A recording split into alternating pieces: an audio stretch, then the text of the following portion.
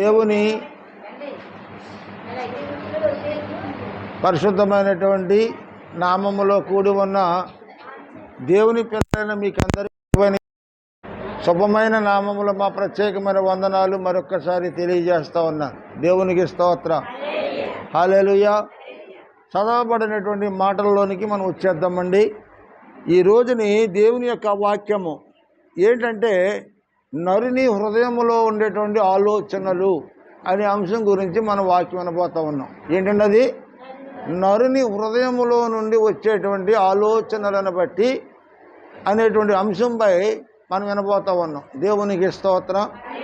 చదువునాన్న వాక్యము సామెతల గ్రంథము 19వ అధ్యాయము 21వ వచనములో ఏం రాయబడి ఉంది?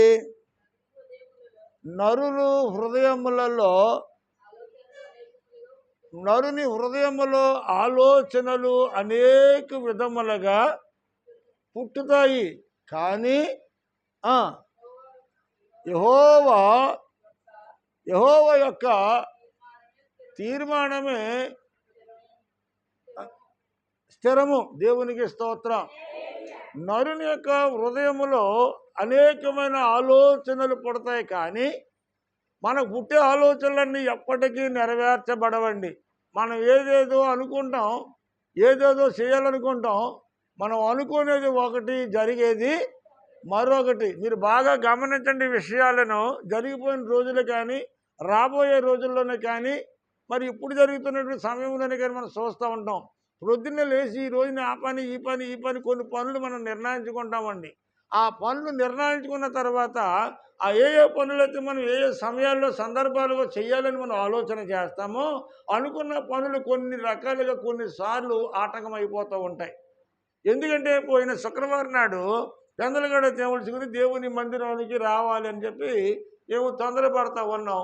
ఈరోజు ఈలోగా ఏమైందంటే సాతాను ఒక ఆటంకం వేసింది, ఒక అడ్డుబండగా వచ్చింది.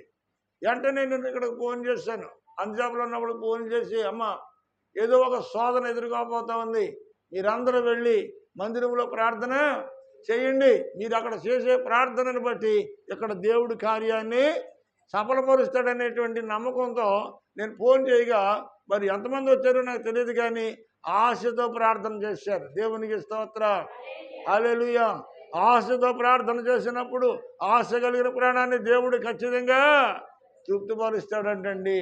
అందుచేత మన ఆలోచనలు అనేక విధములుగా ఉండొచ్చు, కానీ మనం ఎప్పుడు ప్రార్థన చేసినా ప్రభువా నాకు అది చేయనైనా ఇది చేయనైనా అది కాదు, కానీ ప్రభువా నా వ్యక్తిగతముగా నా కుటుంబంలో నా పిల్లల పట్ల నీ చిత్తము ఏమైతే ఉందో అది ఖచ్చితంగా నెరవేర్చు ప్రభు అని చెప్పి మనల్ని మనం సజీవ యోగముగా ప్రభువుకి ఎప్పుడైతే సమర్పణ చేసుకున్నామో ప్రభు అప్పుడు మన విషయములలో కలగజేసుకుంటాడండి.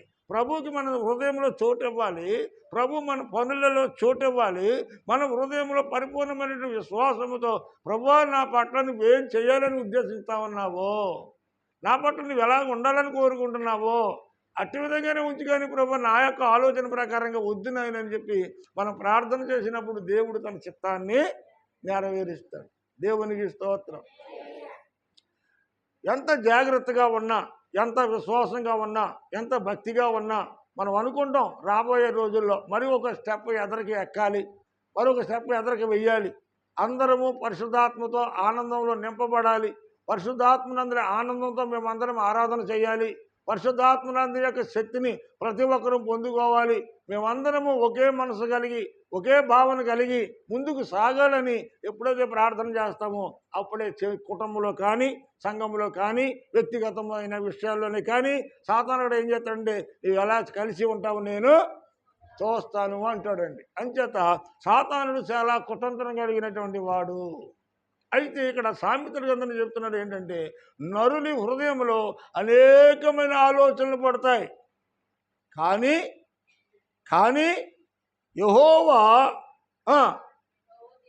యెహోవా తీర్మానమే స్థిరముగా జరుగుతుంది. దేవునికి స్తోత్రం. యెహోవా ఒక తీర్మానం చేస్తాడు మన పట్ల. నువ్వేనాడైతే రక్షించబడ్డావో, ఏనాడైతే ప్రభు ఇంట్లోకి వచ్చావో నీ పట్ల ఒక తీర్మానం కలిగి ఉంటాడు ఆయన. నీకు కూడా ఒక తీర్మానం ఉంటుంది, నీవు కూడా ఒక తీర్మానం కలిగి ఉంటావు. భూమి మీద పుట్టిన ప్రతి మనిషి ఏదో ఒక తీర్మానాన్ని కలిగి ఉంటారు. ప్రతి ఒక్కరు కూడా ఏ తీర్మానం లేకుండా ఉండేవాళ్ళు ఎవరు ఉండరండి. అలాగే దేవుడు నీ పట్ల నా పట్ల ఒక ప్రత్యేకమైనటువంటి తీర్మానము కలిగిన దేవుడు అండి. దేవునికి స్తోత్రం. హల్లెలూయా. మనం అనుకోవచ్చు, అయ్యా మనల్ని ఎవరు పట్టించుకోవట్లేదండి, మన గురించి ఎవరు ఆలోచించట్లేదండి, మనం ఇన్ని బాధల్లో ఉన్నామండి. ఒక్కోసారి మీకే కాదు నాకు కూడా అలాంటి ఆలోచనలు ఖచ్చితంగా వస్తాయి. సేవకులమైన మాకు కూడా అలాంటి ఆలోచనలు వస్తాయి. నిన్నే ఏదో ఒక శోధన వచ్చింది, ఎవరికి అవసరమైన మనం పరిగెత్తికెళ్తున్నాం, ఎవరికి ఎలాంటి పరిస్థితులైనా మనం పరిగెత్తికెళ్తున్నాం. ఇవాళ మనకి 10 మంది అవసరం వస్తే ఇవాళ దిక్కు దివాణం లేని వారుగా ఇద్దరమే భార్య భర్తలమే ఉన్నామనేటువంటి ఆలోచన మేమిద్దరం మాట్లాడుకుంటా ఉన్నాం. ఎందుకనంటే కష్టం వచ్చినప్పుడు యోబు దగ్గర ఎవడూ లేరండి. ఉన్నారా? సుఖంలో ఉన్నప్పుడు అన్నీ బాగున్నప్పుడు యోబుతో అందరూ ఉన్నారు. అలాగే ఈరోజు నువ్వు బాగున్నంత కాలము అందరూ నీతో ఉంటారు. ఈరోజు నువ్వు బాగుంటే 4 ఇస్తర్లు నీ ఇంట్లో లేపుతూ ఉంటే నలుగురు తినేళ్ళిపోయిన వాళ్ళే రేపొద్దున నీ పరిస్థితి బాగోపోతే ఇస్తే రాని వాళ్ళు ఇల్లు కూలిపోయి తినడానికి ఇబ్బంది పడి ఏమంటే చేతిలో రూపాయలు లేక నానా అవసరం పడతా ఉన్న రోజుని ఈ రోజున అయ్యో మా అక్క, అయ్యో మా చెల్లి, అయ్యో మనవాళ్ళు అని ఎవడన్నా ఆదరించే వాళ్ళు ఉన్నారు. ఈ రోజుని కడుపును పుట్టిన బిడ్డలే సోదరులలోని బయటికి రావటం లేదండి. కడుపును పుట్టిన బిడ్డలే అయ్యో మనం అందరం కలిసి ఒక చక్కటి గృహాన్ని కట్టుకుందాం, మనం అందరం సంతోషంగా ఉందాం ఆలోచన ఉంటే కనుక కొడుకులందరూ బాగోవాలని ఆవిడ ఏడుస్తూ ఉంటుంది. ఎప్పుడు కొడుకులందరూ బాగోవాలని ఏడుస్తుంది. ఎక్కడ బాగు? నువ్వు తిని తాగి సుఖించి ఇంట్లో నిద్రిస్తూ ఉంటే నీకు బాగు ఎక్కడి నుంచి వస్తుంది? నీకు నిద్రపోతులు సోమరపోతులు తిండిపోతులు ఏళ్ళు అభివృద్ధిలోనికి రారు. ఎవరైనా సరే మెలకుగా ఉండాలి, పని చేయాలి, కష్టపడాలి, ప్రార్థన చేయాలి, నీ వంతు నీ పని చేసుకోవాలి. సమయం చాలా విలువైనది. ఎంతకాలం నీ సమయాన్ని వృధా చేసుకుంటావు? ఎంతకాలం నీ తల్లిని ఏడిపిస్తావు? ఎంతకాలం నీ తండ్రిని ఏడిపిస్తావు? తల్లిదండ్రులు ఏడుపు బిడ్డలకు తప్పనిసరిగా కొడుతుందండి. తల్లిదండ్రులు ఏడిపించకూడదు. ఒకవేళ వాళ్ళు మనసు మనకు నచ్చలేదా విడిచిపెట్టి మారేటిగా దూరంగా. ఒకప్పుడు నా తల్లి కూడా ఆ తమ్ముడు చూడకపోతే నా తల్లి నన్ను అట్టుకుని ఎన్నోసార్లు ఏడ్చింది. నడుస్తూ దారిలో పడిపోతే అయ్యో ఎవడు పట్టించుకోకపోతే ఏడ్చి ఎవరి చేత కవర్ చేసింది. చిన్న కొడుకు కవర్ చేస్తే చిన్న కొడుకు వెళ్ళలేదు, కానీ పెద్ద కొడుకు పెద్ద వాళ్ళు వెళ్ళారు అక్కడికి. ఆవిడ మనసు ఎవరి మీద ఉంది? చిన్న కొడుకు మీద ఉంది. పడిపోతుందంటే చిన్న కొడుకు చెప్పండి అందుకని అయ్యో పెద్దోడు చెప్పండి అనమాట అనలేదు. లేకపోతే మా పిల్లలకు చెప్పమంటే ఒక మాట గొడవ లేదు కదండి. చిన్నోడికి పరిగెట్టి చెప్పమంది. చిన్నోడు ఎలా లేదు సత్యసావని అన్నాడు, ఊరుకున్నాడు. పరిగెత్తి వెళ్ళి మా అమ్మని పొద్దుపట్టి తీసుకెళ్ళి ఇంట్లో మంచం మీద పడుకోబెట్టింది. వెంటనే ఈ పాస్టమ్ గారు అమృతం ఏంటది ఎండా జెండు బామ్ కాదు, ఇది ఏంటది ఆయుర్వేదంలో ఏదో ఉంది జ్యోతి బామ్, అది అట్టుకొచ్చి పిక్కలని నడుము గట్ట తోముతా ఉంటే పడిపోయిన మనిషికి బహుమతి పట్టింది ఏడుతుందండి. ఎందుకు ఏడుతుందో నాకు అర్థం కాలేదు, ఎందుకు ఏడుతుందో దానికి అర్థం కాలేదు. తోమించుకుంటూ అంది మీ రుణం ఎలా తీర్చుకోవాలో తెలుస్తలేదా అని ఏడుస్తుంది. కారణం ఏంటంటే అప్పటికే తలం రాసేసింది. 3 సెంట్ల తలం రాసేసింది. ఏమండి 3 లక్షల రూపాయల క్యాష్ బ్యాంకులో వాళ్ళ తలంతరపడి పేరున వేసేసింది. 20 గ్రాములు బంగారం అయిపోయింది. మొత్తం ఉన్నదంతా వాళ్ళకి ఇచ్చేసింది. అప్పటికే అయిపోయిందండి అంతాను. అంతే అన్ని ఒలిచేసుకున్న తర్వాత సత్యసత్యందలు మీరు ఎవరు వెళ్ళకుండా మా తమ్ముడు నేను పరిగెత్తి వెళ్ళాను. ఈ విషయాలన్నీ నాకు తెలియదు. అప్పటికే 1.5-2 ఏళ్ళు అయిందంటే రాని చేసుకుని. ఎంత దుర్మార్గం అంటారు ఇది. ఒకే తల్లి గర్భం నువ్వు బిడ్డలు కనుక్కున్న ఇద్దరు బిడ్డలు ఇద్దరిని సమానంగా నువ్వు చూడాలి కదా, నువ్వు చూడలేదు కదా. అలాంటి దాన్ని నువ్వు ఎలా ప్రేమించగలుగుతావు? ఈరోజు తల్లి అయినా పిల్లమైనా ఎవరైనా ఒకటేనండి, స్త్రీ అయినా ఒకటే. ఎవరి కర్తవ్యమైన వారు నెరవేర్చాలి. బిడ్డలు బాగోవాలని కోరుకోవాలి. నీకు ఇష్టం లేకపోతే దూరంగా మాట్లాడి కూరుకో. అంతేగాని మనం ఎప్పుడు కూడా ఇతరుల మీద మనం చెడ్డగా ప్రవర్తించకూడదండి. దేవునికి స్తోత్రం. నీ ఆలోచన వేరు కావచ్చు, ఆవిడ ఆలోచన వేరు కావచ్చు. ఏమండి మా అమ్మకి మనసు ఆడి మీద ఉంది, నాకు లేదు. నా మనసు ఏమో మా అమ్మ మీద ఉంది, మా అమ్మ మనసు ఏమో తమ్ముడి మీద ఉంది. చివరికి అంతా మూటగట్టి ఆడికి ఇచ్చింది. తక్కువ అనుకుంటున్నారా? దాదాపు ఒక 40 లక్షల రూపాయలు ప్రాపర్టీ ఈ రోజున మొగల్తూరులో 40 లక్షల రూపాయల ప్రాపర్టీ మా తమ్ముడి గంట కట్టేసింది. సరిపోయింది. వెళ్ళకూడదు రూల్ ప్రకారంగా. కానీ సేవకుడిగా 10 మందికి చెప్పే మనము మానకూడదని చెప్పి వెళ్ళి కర్తవ్యాన్ని నెరవేర్చుకుని వచ్చేసాను. అంతవరకే. మైలు పట్టలేదు, నేను మైలు పట్టలేదు, గుండె గీంచుకోలేదు, పిల్లకి ఉంచుకోలేదు, భోజనానికి వెళ్ళలేదు. కారణం ఏంటంటారా? తల్లి గర్భాన్ని పుట్టిన 9 మాసాలు మోసిన తల్లిని శవం ఎక్కడికి కాటి దాకా మోసుకెళ్ళాను, అక్కడ స్నానం చేశాను, ఇలా ఇంటికి వచ్చేసాను. వాళ్ళందరూ అలాగే వెళ్ళిపోయారు. ఎందుకు ఈ విషయం చెప్తున్నానంటే నాకు ఇష్టం లేదు. నేను చేయవలసిన పని అది ఒకటి చేసేసాను. నలుగురు శబాస్ అంటున్నారు ఈ రోజున. ఆడ అర్థం చేసుకోండి. ఆ ఒక్క గంట మనకి నేను వెళ్ళలేదనుకోండి, దృష్టిలో పెట్టుకుని రేపు పొద్దున నలుగురు కాండ్రగించి ఓస్తారండి. అంచేత మన కర్తవ్యాన్ని కొన్నిసార్లు తప్పదు, చేసుకోవాల్సింది బెంచ్ మీద పెట్టి. అంచేత ప్రియమైన వాళ్ళారా, మేము మధ్యాహ్న కాల సభలో మనం ఏదో ఆలోచిస్తూ ఉంటాం. వాళ్ళు అల్లుడు ఏదో ఆలోచించాడు, ఊళ్ళో కింద ఉంటే పైన ఉందాం, పైన ఉంటే కింద ఉందాం, ఏదో నిర్ణయం తీసుకున్నారు. కానీ కాసేపు కింద, కాసేపు పైన, కాసేపు కింద. కారణం ఏంటంటే ఆ మనిషికి ఏమి లేదంటే లోపల నిలకడలేదు. ఆ లోపల ఉన్న దైవం ఏం చేస్తుందంటే అటు తిప్పుతుంది, ఇటు తిప్పుతుంది, అటు తిప్పుతుంది, ఇటు తిప్పుతుంది. ఈ దైవం ఎక్కడి నుంచి వచ్చిందంటే దేవుని సన్నిధిలోకి దిగి వచ్చింది. అది యోబు గ్రంథం 1:7 ఏముందో చూడరా. మీరు కూడా బైబిల్ చేయాలి. పిల్లలందరూ సత్యానంద కూడా ఏ ఊరికైనా వెళ్తాడు, అప్పుడు వాళ్ళు చేస్తారు. ఏముంది అక్కడ? యెహోవా దేవుడు ఒక రోజుని మనం ఎలా ప్రార్థన చేసుకుంటామో అలా ప్రార్థన జరుగుతుందంటే ఎక్కడ? పరలోకంలో. పరలోకంలో దేవుని సన్నిధిలో ప్రార్థన జరుగుతుంది. అందరూ ఉద్యోగంగా పాటలు పాడుతూ ఉన్నారు. ఒక రోజున సైతానుగాడు ఆ ప్రార్థనకు వచ్చాడంట. వస్తాడా సైతానుడు ప్రార్థనకి? వస్తాడా? ఖచ్చితంగా వస్తాడు ఆడుకోవడానికి. ఇక్కడ ఏం జరుగుతుందో చూద్దాం అనుకుంటాడు. సైతానుగాడు కూడా ఉంటాడు మన మధ్యన. ఇప్పుడు ఆడొచ్చి దేవునికి స్తోత్రము గానము చేయుటయే మంచిది, మనమందరము స్తుతి గానము చేయుటయే అని వీళ్ళందరూ పాడుతూ ఉంటే వీళ్ళందరి గొంతు ఒక రకంగా ఉందంట, ఆడి గొంతు ఇంకో రకంగా ఉందంట. చూడండి మీరు మీటింగులు అక్కడక్కడ దేవునికి స్తోత్రం అంటే హల్లెలూయా అంటాడు అందరూ. ఒకసారి భక్తినాకంగా ఒకడు ప్రత్యేకంగా అంటాడు చూడండి, హల్లెలూయా ఆఖరిని అంటాడు ఒకడు. అర్థమైంది మీకు? ఎప్పుడైనా మీటింగ్లో చూసారో చూడండి. అది సైతాన్ ఆఖరిని అన్నాడు. చూసారండి? ఏకీపించడాడు దేంట్లో నేను ఏకీపించడం లోపల ఎలా సాతానుగా అక్కడికి వెళ్ళావురా ఏమన్నాడు అన్నాడు? దేవుడైన యెహోవా నీవు ఎక్కడి నుండి వచ్చావురా అని చెప్పి సైతాన్ని అన్నీ అడుగుతున్నాడు దేవుడు. అవునా? ఏమని అడుగుతున్నాడు? నువ్వు ఎక్కడి నుంచి వచ్చావురా అని అడిగితే ఆడ సమాధానం చూడండి ఎలా ఉందని. అపవాది భూమి కొంచెం గట్టిగా మాట్లాడరా, నిన్ను ఎవరు కొట్టరుగానే. భూమి మీద నేను ఇటు అటు తిరుగుతూ అందులో సంసారం చేస్తున్నాను అన్నాడండి. అంటే ఏం చేస్తున్నాడు? ఒక చోట కూర్చుంటున్నాడా? అటు ఇటు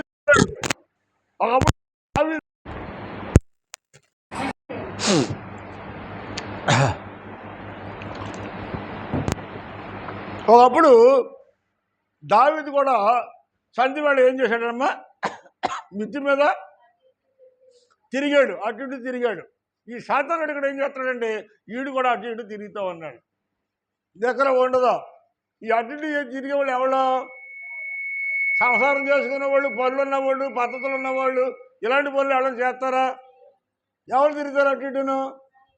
పని పాట లేని వాళ్ళు, ఖాళీగా ఉన్నవాడు, ఏమండి భార్య పిల్లల్ని పట్టించుకోలేడు, తల్లిదండ్రుల్ని పట్టించుకోలేడు, బిడ్డలని భర్తని పట్టించుకుంది. ఇలాంటి వాళ్ళు ఏమంటారంటే ఒక యదవా, దేశదమ్మరి యదవా అని తిడతారు. కారణం ఏంటంటే ఈ దేశదమ్మరి దేశమంతా తిరుగుతూ ఉంటాడు. ఎక్కడ తిరుగుతాడు? దేశమంతా తిరుగుతూ ఉంటాడు సైతానుగాడు. ఆ సాతానుడు అలా తిరుగుతూ ఉన్నాడు. ఈ రోజుని కాసేపు పైన, కాసేపు కింద, కాసేపు పైన, కాసేపు కింద అంటే దాని మనసు ఏమైపోతుందంటే సాతానుడు కుదురుగా ఉంచుకోలేదు. వీడు అటు ఇటు ఎలా తిరుగుతున్నాడో అది కూడా అటు ఇటు మాట్లాడుతుంది. గడికోసారి మాట్లాడుతుంది, గడికో రంగ తిరుగుతుంది. ఆ మనిషి ఏం చేస్తుందంటే మరి ఆ మనిషి శుభ్రంగా ఉందండి, ఆ మనిషి శుభ్రంగా ఉండదండి. పోనీ ఏళ్ళు శుభ్రంగా ఉంచుతుందంటే ఏళ్ళు శుభ్రంగా వచ్చుదండి. సైతాన్ని పట్టుకున్నది ఏం చేస్తుందంటే అది శుభ్రంగా ఉండదు, వెళ్ళేవాళ్ళు వచ్చేవాళ్ళని శుభ్రంగా ఉండనవుదో అది గాయపడుతూ ఉంటుంది, ఎదరోళ్ళు కూడా గాయపడుతూ ఉంటుంది. ఈ జరాసిన దేశంలో చూడండి దెయ్యం ఉంది అక్కడ. ఆ దెయ్యం ఏం చేస్తుందంటే రోడ్డు అంటే వెళ్ళేవాళ్ళని వచ్చేవాళ్ళని ఆడ కాసుకుని కూర్చుని రాళ్ళు ఎట్టు కొట్టి గాయపడుతుందంటండి.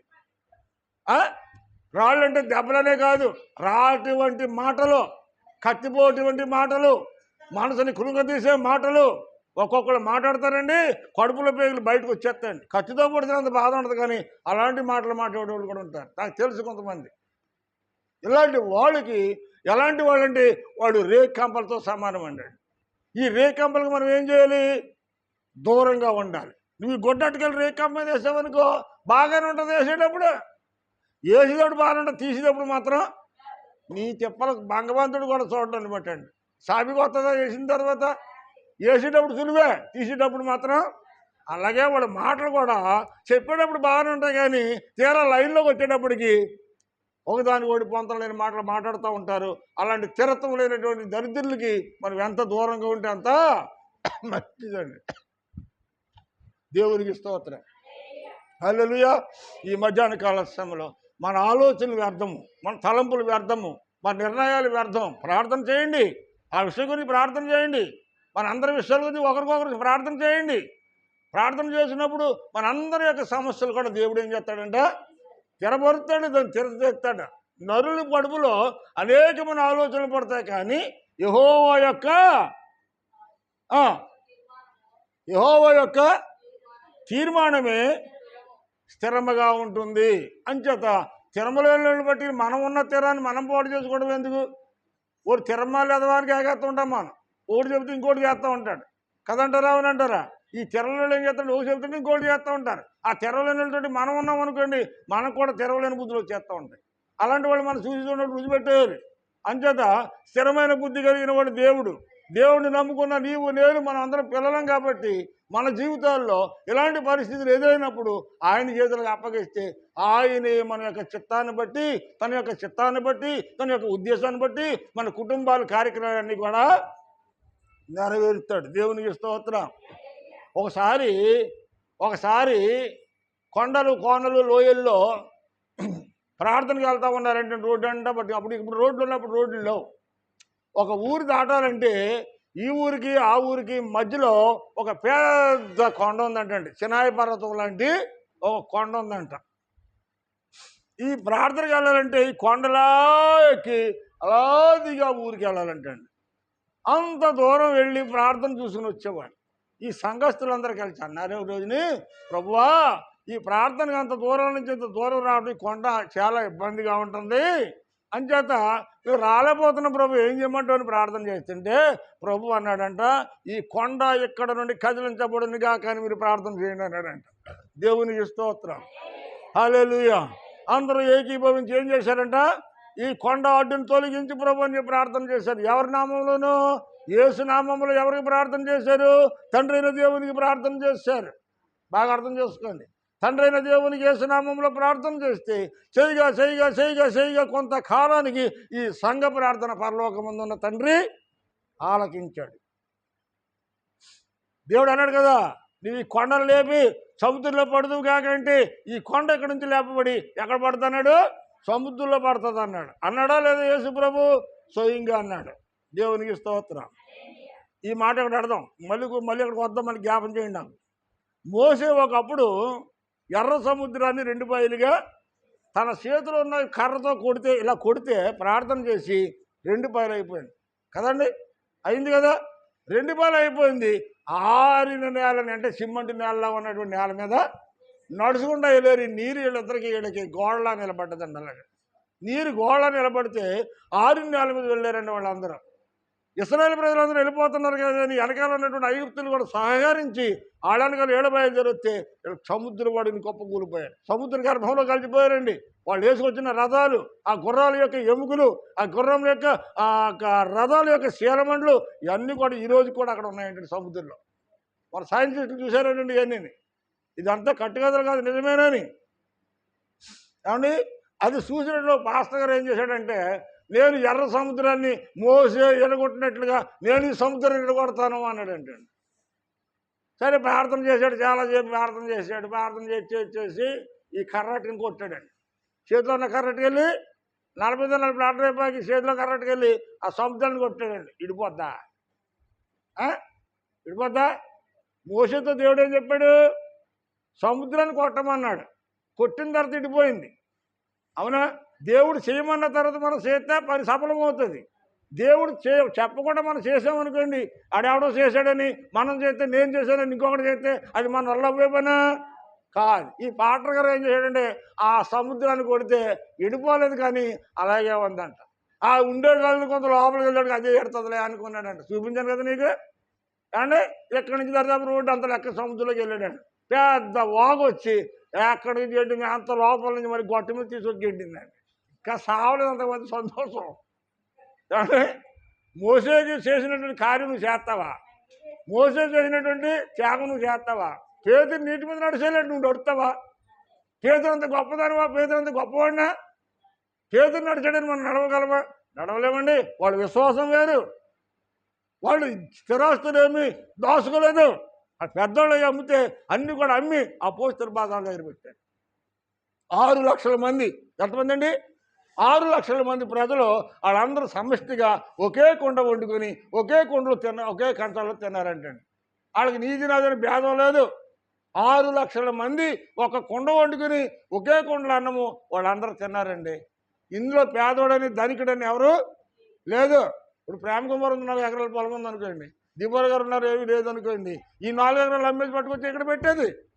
ఇక్కడ పెడితే ఈ డబ్బు పట్టుకొచ్చిన డబ్బు అంతా పట్టుకొచ్చి సమస్తగా అందరూ, ఇప్పుడు ఆవిడకి లేదనే బాధ ఉందా? అప్పుడు లేదు. ఉన్నదాన్ని గర్వం ఉందా? లేదు. అందరూ సమానంగా సమిష్టిగా తిని సహోదరి ప్రేమ అంటే అది. కనీసం నీ పక్కవిడ నీ ఇంటికి వచ్చి తోడు బియ్యం అప్పు ఏమో చుట్టాలు వచ్చారంటే అబ్బాయి సంతపొడి దాకా ఉంటాయి, సంతపొడిగా పోతుంటాయి బియ్యం. సంతపొడి అసట్లో వేసుకునే టయానికి ఇచ్చి మనం అదే పట్టుకెళ్ళి కదా. ఇప్పుడు కండిషన్లు అయ్యండి. ఈ మధ్యకాలంలో ఒక ఆవిడ ఒక 1000 రూపాయలు అప్పు అడిగాను. ఈవిడేలు ఎట్టుకొచ్చిందిలే అంటే పాస్టర్ గారు కూడా అప్పుడు అవసరం అంటే పాస్టర్ గారికి పాస్టర్ గారిని దేవుడా మాకు అవసరం వచ్చింది, ఒక 1000 రూపాయలు ఎట్టారండి. ఆ మనిషి ఇంటికి వెళ్ళి అమ్మ ఇలాగ ఒక 1000 రూపాయలు అంటే ఇమ్మంటారు అన్నాయండి. ఇస్తాను కానీ వదినే, ఈ సంగతి మా ఆయనకి మాత్రం అవునా. కండిషను విషయం ఏంటంటే 1000 రూపాయలు ఇస్తే ఆయన కొట్టేస్తాడా, తిట్టేస్తాడా? ఇవ్వాలనుకునే మనసు ఉన్నప్పుడు పూలు పట్టుకెళ్ళమ్మా, పట్టుకెళ్ళి తర్వాత 2 రోజులు పట్టుకొని ఇచ్చేది తప్పలేదు. ఇంటికి అట్టుకొచ్చింది 1000 రూపాయలు అట్టుకొచ్చి ఇస్తా అన్నది ఇలాగనే అన్నదండి అన్నది. ఓహో అని చెప్పి నా మనసు చాలా బాధ అనిపించింది.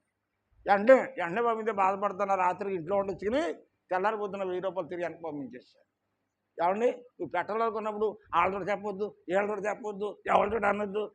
ఇదే పైన మనకి ఒకవేళ వాళ్ళని 10 రూపాయలు సాయం చేశారు అనుకో, ఇప్పుడు ఎవరు సాక్షి చెప్పి కానుకొచ్చారు. ఏమండి ఇదే మనం ఏం పొద్దున్న 4 వేసి తిడతావా?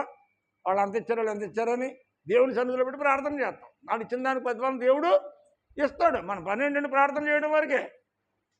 ఈ మధ్యాహ్నకాల సమయంలో మనము రకరకాలుగా ఆలోచనతో మనకి ఎవరు సహాయం చేసినా కండిషన్ పెట్టిస్తారు. కానీ దేవుడు మనకి ఇచ్చేటప్పుడు ఏమన్నాడైనా నేను ధారాళంగా ఆకాశ వాకులు విప్పి పట్టరానంత ఇస్తారని దేవుని మీ కుమ్మరింతాను అన్నాడు. అంటే కుమ్మరింతాను అన్నవాడు కుమ్మరింతాడు, ఖచ్చితంగా కుమ్మరింతాడు. దానికోసం ఎదురు చూడాలి. కుమ్మరింతాను అని చెప్పాడు కాబట్టి కుమ్మరింతాడు. నువ్వు కర్రెట్టి సముద్రాన్ని కొట్టు అన్నాడు కాబట్టి కొట్టాడు. దేవుడు చెప్పిన తర్వాత చేశాడు కాబట్టి సముద్రం విడిపోయింది. మరి దేవుడు చెప్పకుండా కరెంట్ కొట్టే తిడిపోద్దా? మాట్లాడమండమా? దేవుడు చెప్పకుండా మన చేతి అవుతుందా? అవదు. అంచేత మన ఆలోచనలు వేరు, దేవుని యొక్క ఆలోచనలు వేరువేరుగా ఉన్నాయండి. ఇక్కడ మన జాగ్రత్తగా మనం చూస్తే దేవుడు చెప్పిన పనే మనం చేయాలి. కానీ ఆడెవడో అలా చేసాడు, ఇటు ఇలాగ చేశాడని చెప్పి నేను కూడా చేస్తే బాగుంటుందని కర్రెట్ కొట్టి లోపలికి వెళ్ళి చచ్చూరుకుంటుంది. దేవుని కృపలు ఇంకా బయటికి ఇంటికి వచ్చింది వాగా, లేకపోతే లోపల సముద్రంలో పడి చచ్చుండేవాడు. కొంతమంది పెచ్చోళ్ళు ఇలాంటి గొడవలు కూడా ఉన్నారు. ఇంకో మనిషి అంటుందండి, ఇంకో మనిషి అంటది ఎండమ్మదే గ్యాస్ వంట అయిపోయిందంటండి. వంట చేసుకుందండి కాబట్టి గ్యాస్ వంట అయిపోయిందండి. పాటరమ్మకి ప్రభా సంతపడికి గ్యాస్ లేదు నాయన, ఇదిగో ఇప్పుడు మధ్యలో అయిపోయింది ఆయన, డబ్బులతో గ్యాస్ తెచ్చుకుంటాకి డబ్బులు లేవు ప్రభా, నువ్వు సాయంకాలం గ్యాస్ వంట ఎక్కడి నుంచి కట్టుకొస్తావు నాకు తెలియదు, సంతపడి గ్యాస్ వంట మాత్రం ఫుల్గా ఉండాలి. అది ప్రార్థన చేసిందంట. పొద్దున అయిపోయింది గ్యాస్ వంట అంటే సంతలో ఫుల్ బండ అయిపోయిందంట. అది దివ్య గారు పొద్దున్న ఖాళీ గ్యాస్ బండ సంతపడికి ఏమైపోయిందంట, ఫుల్ బండ అయిపోయిందంట. సాక్షి చేసిన పనికి మళ్ళీ మన ఇది ఫేస్బుక్లో వచ్చిందండి. అది చాలామంది తిడుతున్నారు పాస్టర్లో, వాళ్ళు పనికి మనముండా ఇలాంటి సాక్ష్యాలు లేనిపోయిన సాక్ష్యాలు చెప్తున్నాము, దేవుడి నామం అవమానపడుతుంది, అన్యజనుల మధ్య నీలాంటి వాడి వల్ల దేవుడి నామం దోషం పడుతుంది అని చెప్పి నలుగురు తిడతాను. నేను కూడా 2-3 సార్లు తిట్టాను కామెంట్లో. ఏం చేద్దంటే అలాంటి తప్పుడు మాటలు మాట్లాడకూడదు. గ్యాస్ బండ్ అయిపోతే గ్యాస్ బండ్ వచ్చేస్తుంది దానికి అదేండి. మనం అందరం డబ్బులు పోసి మనం తెచ్చుకుంటున్నామా లేదా అని మాట్లాడాలి. మీరు ఇప్పుడు గ్యాస్ బండ్ అయిపోయింది అనుకో, మళ్ళీ తలకు 100 రూపాయలు వేసుకుని గ్యాస్ బండి ఇవిడో లేదా ఎవరో మీరే తెస్తున్నారు, తలకు 100 రూపాయలు ఇచ్చుకుని. మరి మొత్తం మానేసి కాబట్టి ఏం చేస్తాం, ఇప్పుడు గ్యాస్ అయిపోయింది అనుకోండి, ప్రభా రేపు ఆయన వంటనాటికి గ్యాస్ ఫుల్ అయిపోవాలి ప్రభా అని ప్రార్థన చేయండి మీరు అందరు. అవుతుందా? ఎందుకు ఇలాంటి లేనిపోని అని పెట్టండి అని మార్గాలు తప్పించేసి మనుషులను ఒకరి మార్గంలో నడిపిస్తున్నారు కొంతమంది భక్తులు డబ్బుల కోసం. అర్థమైందండి? రకరకాల వాళ్ళు ఉన్నారండి. వాళ్ళ మాటలు వీళ్ళ మాటలు మనం నమ్మకూడదు. యెహోవా మాటే స్థిరము. అది రాయబడింది, చదవరా నాయంక చూడకరా, నువ్వు అటు చూడరా, చదువు. యెహోవా చదువు. యెహోవా యొక్క తీర్మానమే స్థిరము. దేవునికి స్తోత్ర. హల్లెలూయా. యెహోవా యొక్క తీర్మానమే స్థిరమగును గాక. దేవునికి స్తోత్రం. మరి ఆ వీడియో చూడండి, మరి ఎటైనా తప్పిపోతుంది మన. దేవునికి స్తోత్రం. హల్లెలూయా.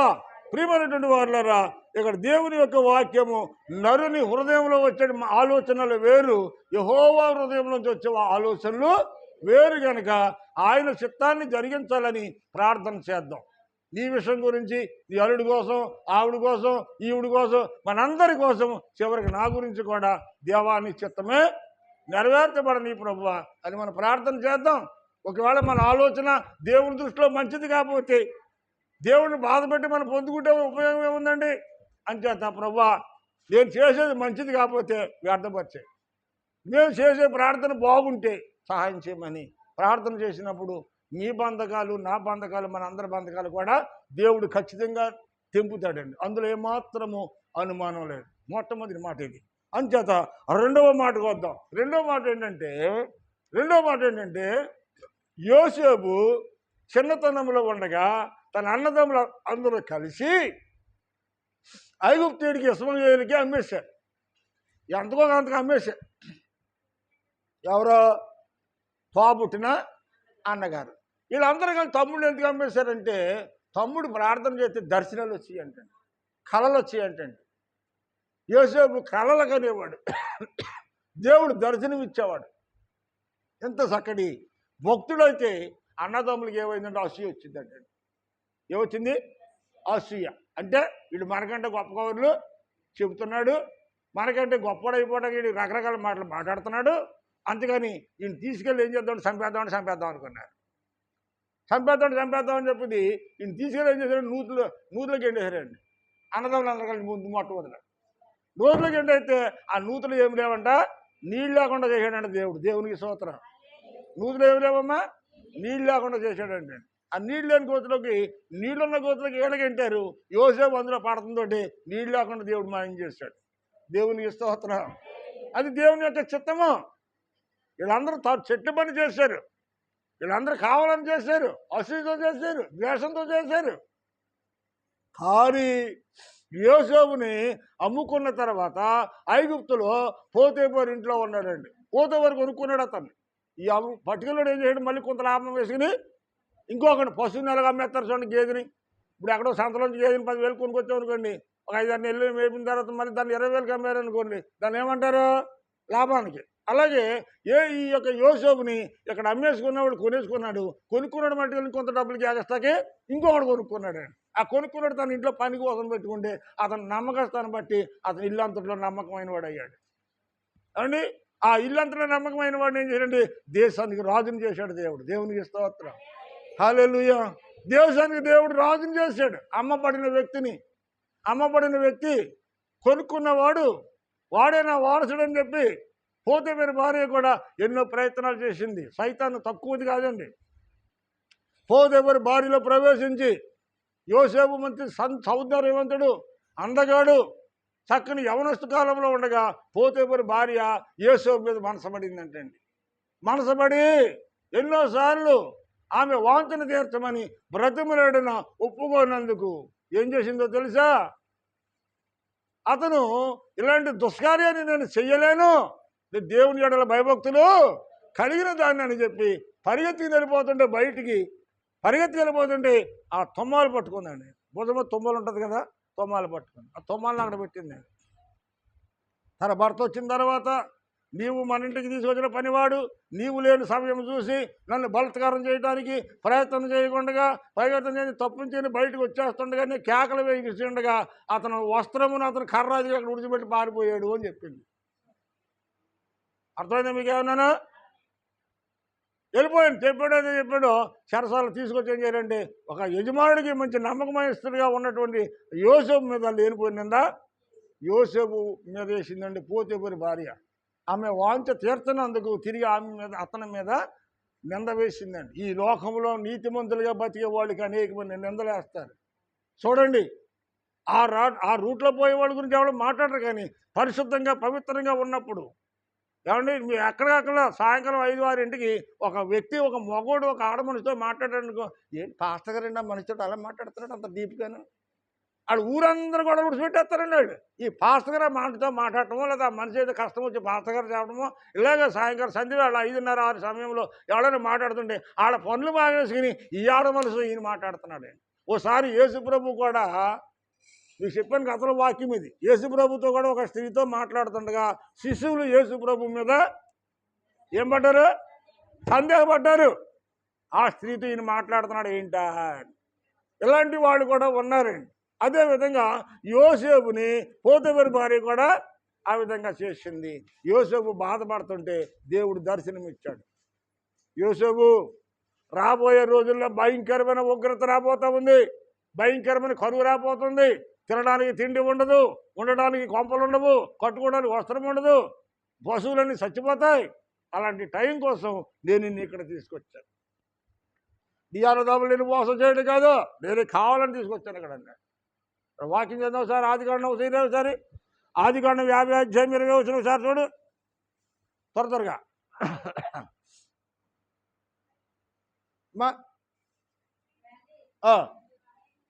ఆదికాండం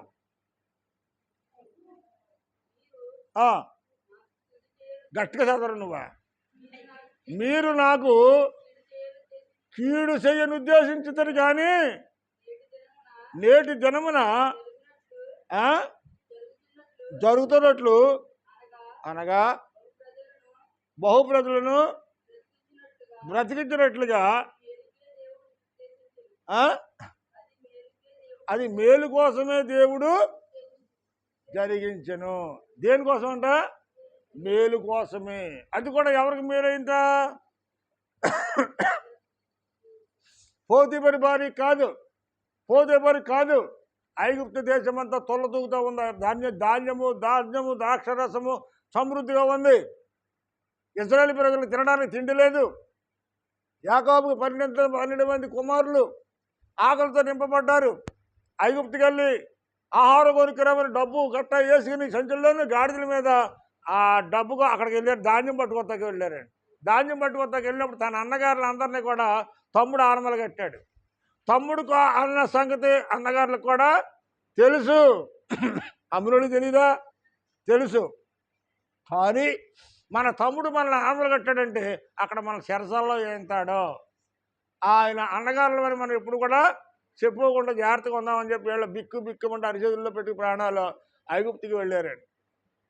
ఐగుప్తుకి వెళ్ళి యోసేపుని చూసి జడిచిపోతున్నారండి. వీళ్ళు అన్నగారులు అందరూ యోసేపుని చూసి జడుస్తూ ఉంటే యోసేపు గమనించన్నాడు, మీరు ఏమి జడవద్దు, మిమ్మల్ని నేనేమి చేయను. ఎందుచేతంటే ఆనాడు మీరు అలా చేయటం అది మీరు ఏ ఉద్దేశంతో చేశారో నాకు తెలియదు, కానీ నేను ఐగుప్తులో రాజుగా ఉండటము దేవుని యొక్క చిత్తము. దేవునికి స్తోత్రం, హల్లెలూయా. నేను దేవుడు ఐగుప్తులో రాజుగా ఉంచడానికి ఇక్కడ తీసుకొచ్చాడు. ఈ రోజున ఇక్కడ కరువు వచ్చింది, మీకు మీ దేశం అంతా కరువుతో నింపబడింది. నేనున్న ఈ దేశం అంతా భోజనంతో తొలతూగుతూ ఉంది, అష్టైశ్వర్యాలతో తొలతూగుతూ ఉంది ఈ దేశం అంతా. మీరు మీ దేశాన్ని నుంచి మీరు రోకలు పట్టుకుని ధాన్యం కొనుక్కుండా వచ్చారు ఇక్కడికి. మీకు ధాన్యం ఓటర్కైనా సర్వాధికారము కలిగి, నేను ఈ సర్వాధికారం నా వల్ల వచ్చింది కాదు, నన్ను పుట్టించిన నా దేవాది దేవుడే ఈ రాజ్యం మీద నాకు ఒక రాజుగా ఏర్పాటు చేసి నాకు సర్వాధికారాన్ని దేవుడిచ్చాడు. సర్వాధికారాన్ని ఇచ్చాడు.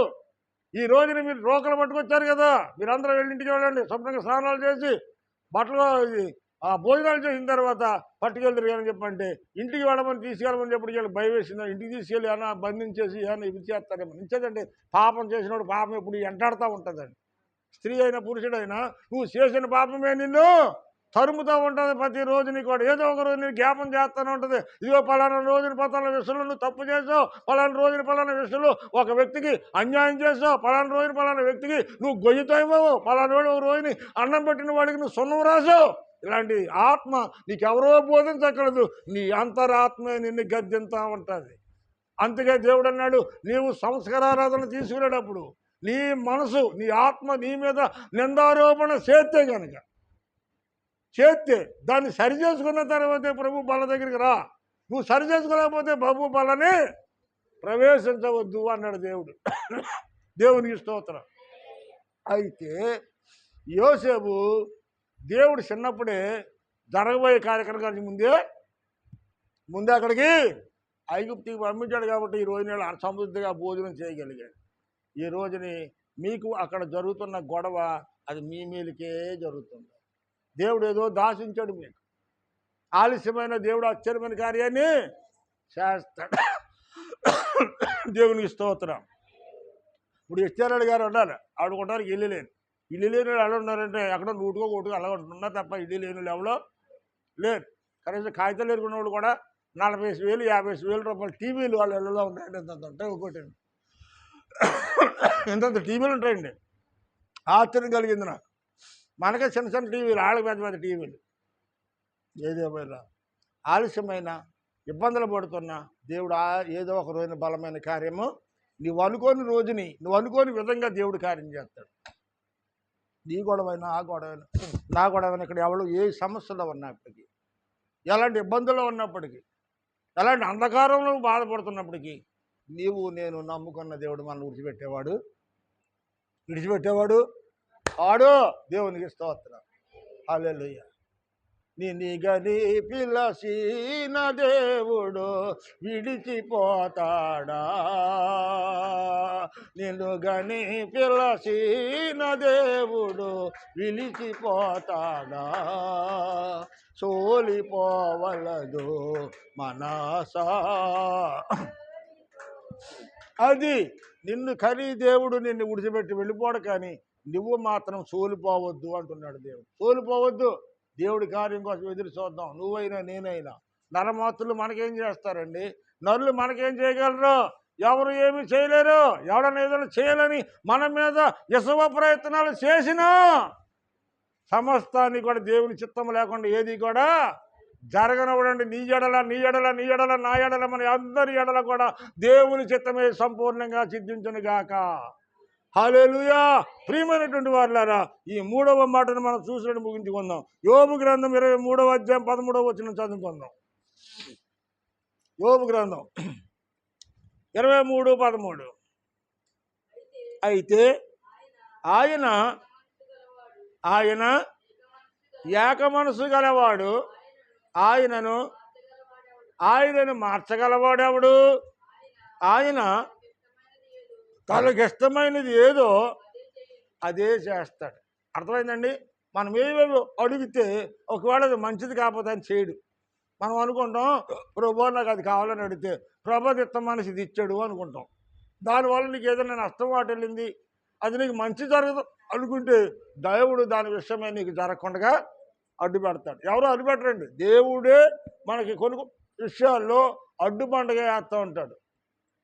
దేవుడు అడ్డుపెట్టినప్పుడు మనం అనుకుంటాం ఏరియాకి వెళ్ళినా ముళ్ళపరిగా అన్నట్టు ఎక్కడికి వెళ్ళినా వెళ్ళిన పని అవట్లేదని మనం అనుకుంటాం. కానీ దేవుడు అంటున్నాడు కొన్ని విషయాల్లో నువ్వు దూరంగా ఉంటే మంచిది, కొన్ని విషయాల్లో దగ్గరగా ఉంటే మంచిది. అది ఎవరి దగ్గర ఆలోచించాలంటే మనకి ఎక్కువ అలవాటు ఏంటంటే పక్కన ఉన్న వాళ్ళతో ఆలోచిస్తాం. అవునా కాదంటారా? మనకి ఎవరైతే సన్నిహితంగా ఉంటారో వాళ్ళతోటి ఆలోచిస్తాం. నేను ఈ విషయాలు ఎప్పుడు కూడా ఎవరిని ఆలోచించను. మీరు నన్ను ఎలాగా భావించుకున్నా పర్లేదు, కానీ ముందు మీకే తెలియజేస్తాను నేను. ఎందుకని మీరు ప్రార్థన చేస్తారు కాబట్టి. శుక్రవారం నేను రాకపోయినా మీరు ఒకళ్ళున్నా ఇద్దరున్నా ముగ్గురున్నా ఇక్కడ ప్రార్థన చేశారు కాబట్టి ప్రార్థన ప్రతిఫలం దేవుడు మాకు మేలు చేశాడు. దేవునికి స్తోత్రం. ప్రార్థనకు బలం మేలు చేశాడు. ఆ మేలుకి ప్రతిగా మీకు నేనే వాళ్ళ వందనాలు చెబుతున్నాను. అందుకనే దేవునికి స్తోత్రం.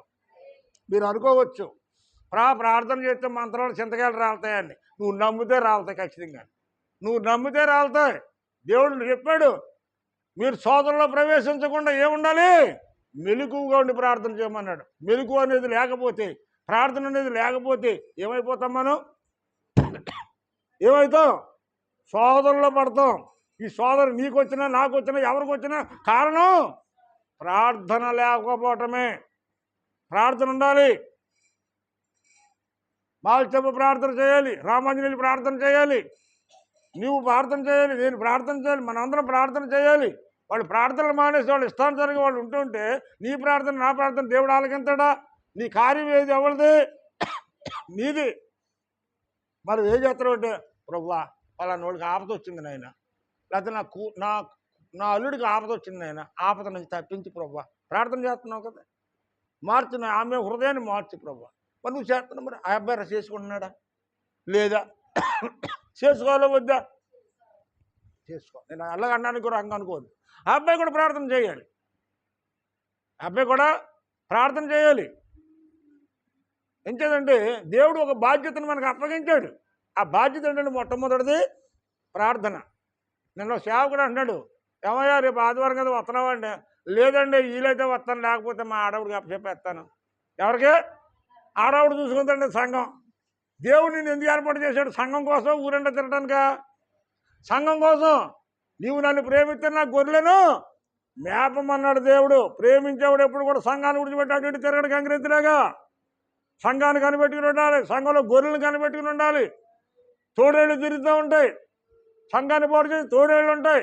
తోడేళ్ళు బారిన సంఘంలో గొర్రెలు పడిపోకుండా కాసుకుని బాధ్యత సంఘ కాపరికి ఉంటుంది. అంతేగా ఎప్పటికప్పుడు ప్రార్థన చేయటం, ఎప్పటికప్పుడు ఫోన్లు చేసి ఎలా ఉన్నారమ్మా, ఏం చేస్తున్నారమ్మా అని అడుగుతూ ఉంటే ఒకరికొకరు సన్నిహితము ఏర్పడుతుంది. వారానికి ఒక రోజుని మీరు వచ్చి నేను వచ్చి మీకు వాకింగ్ చెప్పడిపోతే మీరు నేనే వెళ్ళిపోతే మీకు నాకు సరైనటువంటి సత్సంబంధాలు ఉండవండి. కొంతమందితో అలాగే ఉంటుంది, కొంతమందితో అలాగే ఉంటుంది. ఏం చేద్దంటే సత్సంబంధం అనేటువంటి చాలా అవసరం మనకి. ఇక్కడ దేవుడు అంటున్నాడు మాట యోబు గ్రంథంలో 23:13 తనకిష్టమైంది చేస్తాడు ఆయన.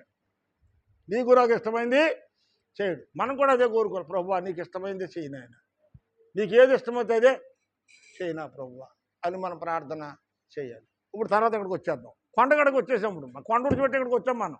ఈ కొండ ఏమైందంటే ప్రార్థనకి వెళ్ళటానికి ఏమొచ్చిందమ్మా అని అడ్డు వచ్చింది. జాగ్రత్తగా వినండి మీరు. ఇప్పుడు ఈ కుటుంబంలో సమస్య ఎక్కడ వచ్చిందంటే ఏబరాలను బట్టి వచ్చింది. అంతేనా? ఈ ఎక్కడిని బట్టి వచ్చిందా? ఏబరాలను బట్టి వస్తుంది. ఎక్కడ 2 కొప్పులు ఉంటే అక్కడే గొడవలు వస్తాయంటండి. అర్థమైందా? 2 కొప్పులు ఉన్న కాడ గొడవలు వస్తాయి, కానీ 100 తలకాయలు ఉన్న కాడ గొప్పలు రావండి. 100 తలకాయలు అంటే మగోళ్ళు, కొప్పులు అంటే ఆడవాళ్ళు. చూడండి, అక్కడ సినిమాలో పాట కూడా ఉంది, కొప్పు చూడు కొప్పు అందం చూడని పాటలు ఉన్నాయి కదా. 2 కొప్పులు అంటే 2 ఆడవాళ్ళు ఎక్కడ ఉంటే అక్కడే గొడవలు వస్తాయంటండి. 100 మంది ఆడవాళ్ళు గొడవలు రాను, మీరు ఆవిడ తిట్టుకోకండి. దేవునికి స్తోత్రం. అయితే ఇక్కడ ఈ పరిస్థితి మనం జాగ్రత్తగా చూసినప్పుడు ఏమవుతుందంటే ఇది శోధన కోసం వచ్చింది. ఈ శోధన పటాపంచలు అవ్వాలి. ఇది ఒక బండ అనుకోండి మీరు. కాసేపు ఏంటిది? ఇది ఒక బండ, ఇది ఒక అడ్డుబండ. ఈ అడ్డుబండ నేను దేవుడు ఏం చేస్తాడు? ప్రార్థన చేస్తే ఏదో ఒక రోజు తోలిగెళ్తాడు, అంతే. చూస్తాడు కొద్ది రోజులు. ఆ బండ ఇవ్వాలి కాబట్టి రేపైనా మారితే సరే. ఆ బండ మారలేదు అనుకుంటే బండలో దేవుడు ఏం చేస్తాడు? దాన్ని తీసుకుని పడిన అడ్డంగా. వీళ్ళందరూ ప్రార్థన చేశారు. ప్రార్థన చేసి కొన్ని కాలానికి దొరలు వచ్చారండి. దొరలు వచ్చి రోడ్లు అద్దానంగా ఉన్నాయని చెప్పి బాంబులు వేసి ఆ యొక్క బండలతో కూడా ముక్కల మీద బాధపడేయారండి. దేవుని స్తోత్రం. హల్లెలూయా. ఏం చేశారమ్మా? ఏం చేశారు? ఆ కొండని బాంబులు వేసి పేరు చేశారు. మొక్కలు కానీ పేరు చేసిన తర్వాత మొక్కలన్నీ పట్టుకొచ్చి రోడ్లు వేశారండి. ఇప్పుడు అక్కడ కొండ ఏమైపోయింది? కొండ ఎప్పుడైతే బాంబులు వేసి కొండను బద్దలు కొట్టేసి ఆ బద్దలైన ముక్కలన్నీ పట్టి రోడ్డు వేసారో ఇక్కడ కొండ లేకుండా పోయి. అంటే ఆ ఊరికి ఈ ఊరికి మళ్ళీ ఏముంది? కొండ ఉంది. ఆ కొండ ఎవరు తప్పించారు? దేవుడు వేరే విధంగా తప్పించాడు. ఒకవేళ నువ్వు నేను అనుకోవచ్చు, ఆ పాటలు కొండ ఎక్కడ కదులుతుంది అనుకోవచ్చు. కానీ కొండ ఎలా కదిలిందంటే అది కదిలేదే కానీ ఇక్కడ అర్థం కాలేదు. ఆ కొండ కదిలే కానీ ఇక్కడ అర్థం కాదు. అలాగే ఈ కొండ లాంటి బండ లాంటి 2 హృదయాలను దేవుడు బద్దలు కొడతాడు. నీకు నీ బిడ్డకి అడ్డు వచ్చినటువంటి బండలను బద్దలు కొడతాడు.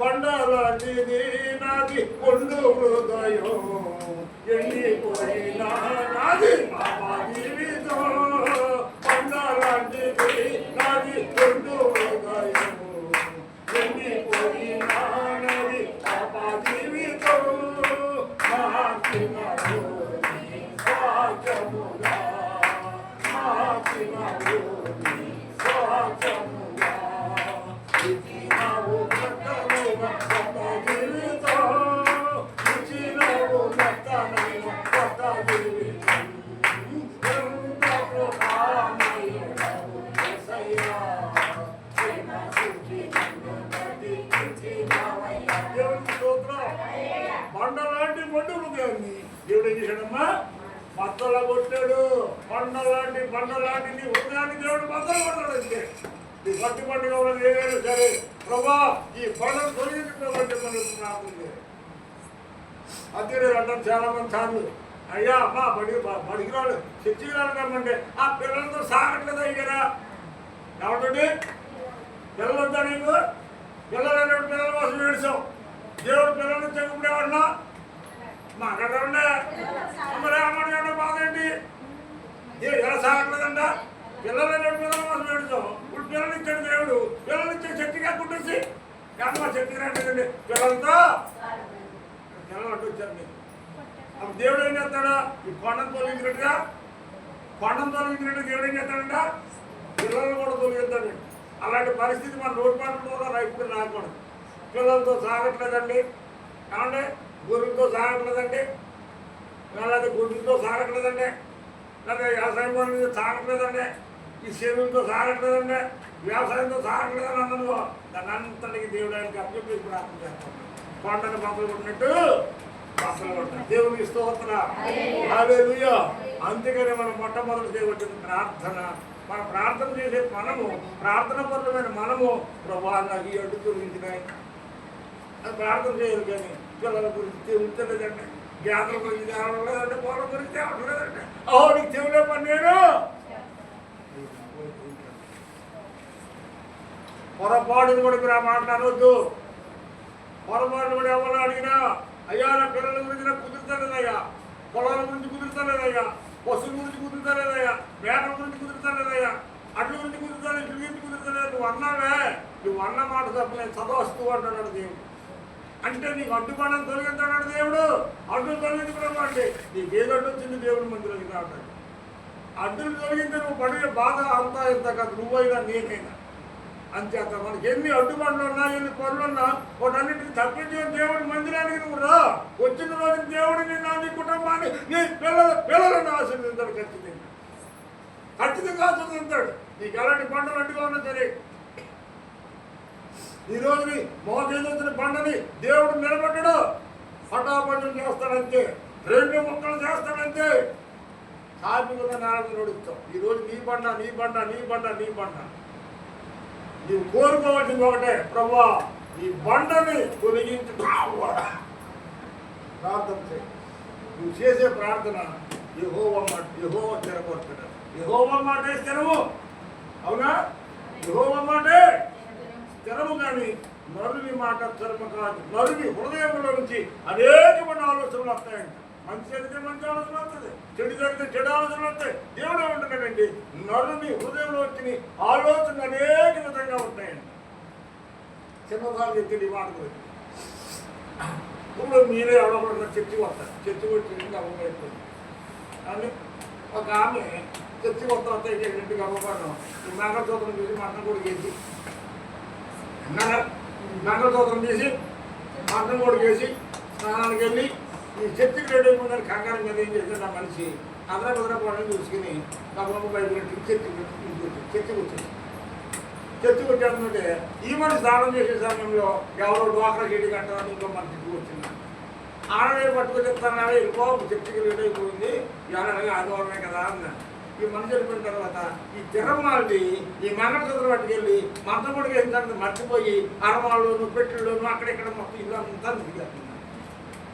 ఎదిగేస్తా ఉంటే వాగాను ఎక్కడ చూసినా మంగళసూత్రం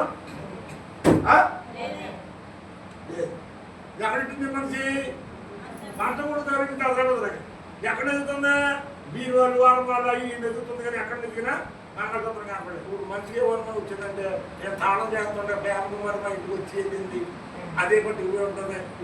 అర్థమైంది మీకు?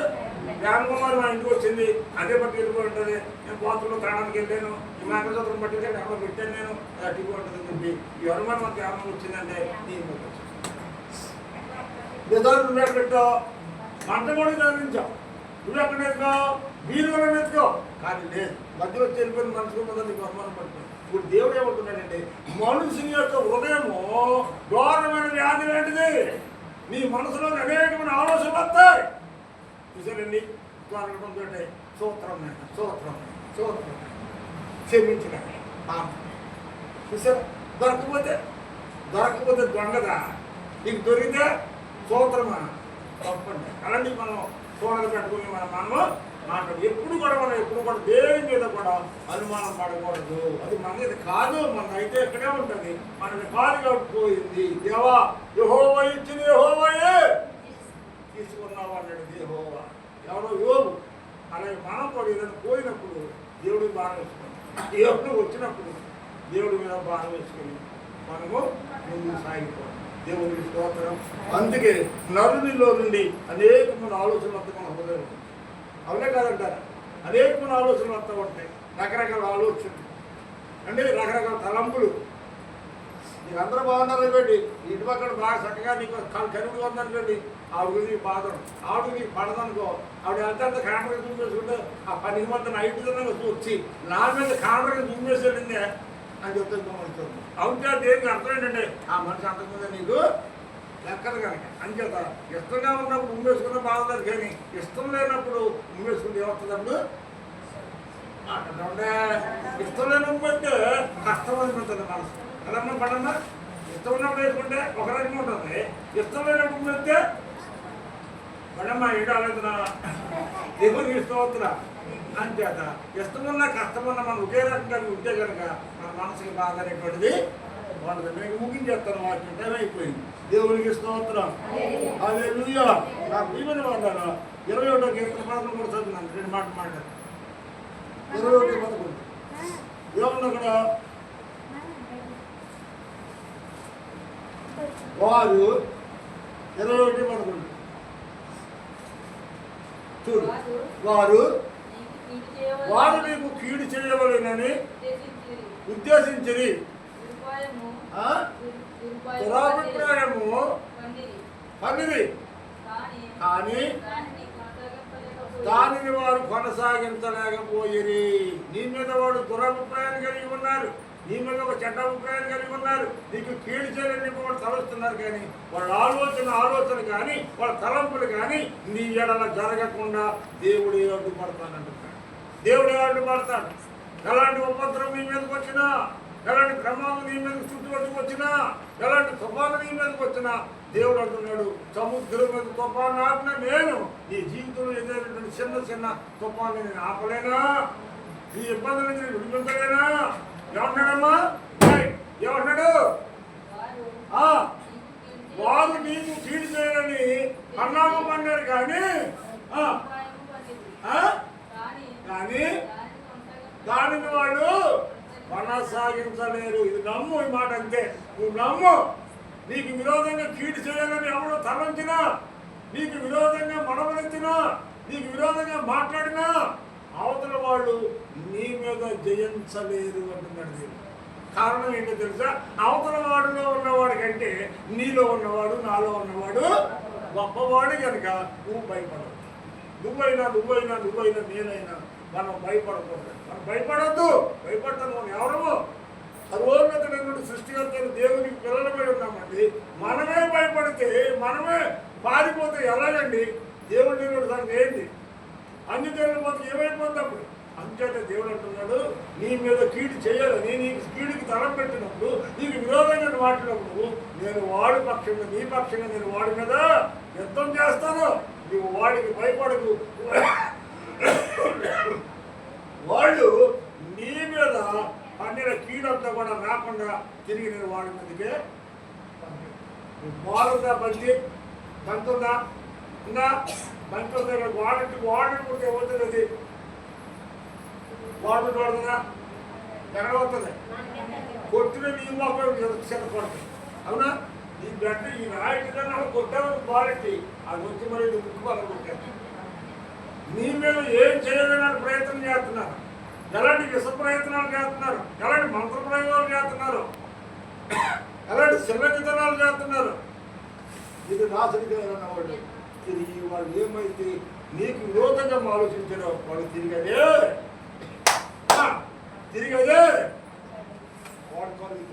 భయపడదు, బాధపడకో, చింతపడద్దు.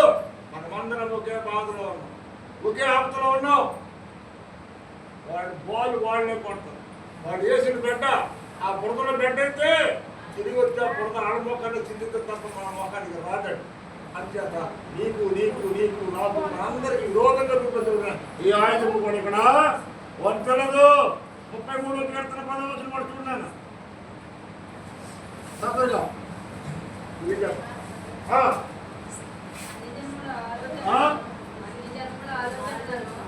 అన్ని జనుల ఆలోచనలను యెహోవా వ్యర్థపరుస్తాడు. నీ మీదకి వేసిన పిల్లలను, నీ మీదకి వేసిన అన్ని జనులను ఆడ ఆలోచనలను కూడా దేవుడు ఏం చేస్తాడంట?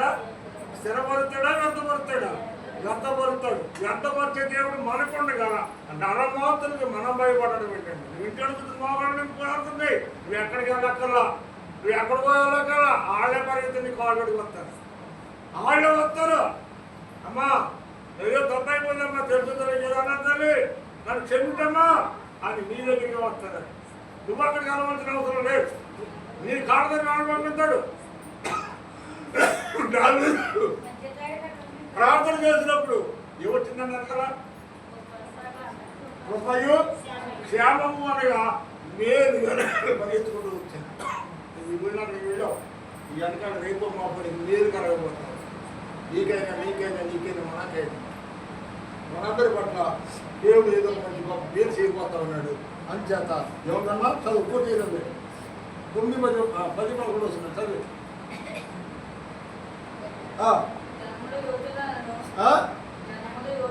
జనముల యోచనలను ఆయన నిష్ఫలముగా చేయను. యెహోవా ఆలోచన సదాకాలము నీ మీద నీ కుటుంబం మీద నిలుచును గాక. ఆమేన్. యెహోవా ఆలోచన సదాకాలము నీ మీద నీ కుటుంబం మీద నీ పిల్లల మీద సదాకాలము నిలుచునుగాక. ఎంతకంటే గొప్ప వాగ్దానం మనకి లోకంలో ఏమీ లేదండి. ఆయన కృప మనతో సదాకాలము నిలిచి ఉండడం కంటే ఈ లోకంలో గొప్ప భాగ్యం ఏమీ లేదు. అంటే ఈ మధ్యాహ్న కాల సమయంలో ఆయన కృప సదాకాలము నీకు తోడుగా ఉండి నిన్ను ఆశీర్వదించి అభివృద్ధిపరిచి ఎవరైతే నీకు కీడు చేయాలని తలపెట్టారో తిరిగి ఆ కీడు వాడి మీదకే పంపించి దేవుడు నిన్ను స్థిరంగా బలముగా ఉన్నతమైన స్థితిలో నిలబెట్టును గాక. ఆమేన్. ఆఖరి మొట్టమొదటి మాట, నరుని ఆలోచనలు నరుని హృదయంలో పుట్టే ఆలోచనలు అనేకములుగా ఉంటాయి, కానీ యెహోవా తీర్మానమే స్థిరమైనది. అందుచేత నీ ఆలోచనలు వ్యర్థము. ప్రభు యొక్క చిత్తమే మనందరి కుటుంబాల మీద సమృద్ధిగా నెరవేర్చబడును గాక. ఆమె సమస్త శత్రువు బలవంతుడి మీదను దేవుడు మనందరికీ జీవనం అనుగ్రహించును గాక. ఆమె సమస్త శత్రువులను కూడా మన పాదాలకు ఏర్చేసి దేవుడు సాతాన్ని తన శిరస్సుని చెదగదొక్కును గాక. ఆమె అందరికీ గాడ్ బ్లెస్ యు. వందనాలు. ప్రార్థన చేసుకుందాం. తలలు వంచండి. కట్టసేపు